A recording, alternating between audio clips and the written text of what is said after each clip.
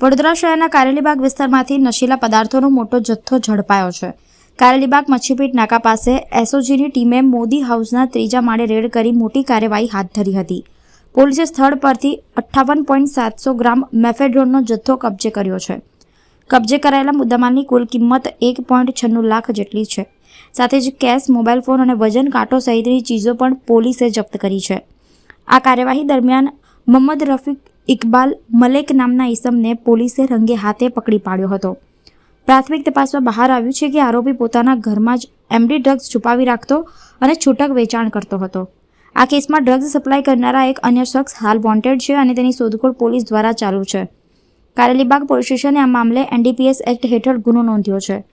પોલીસે ₹2.5 લાખનું 58 ગ્રામ MD drugs વેચાણનું રોકડાનું 14,700 digital વજન કાંટો અને મોબાઈલ કબજે કર્યા હતા।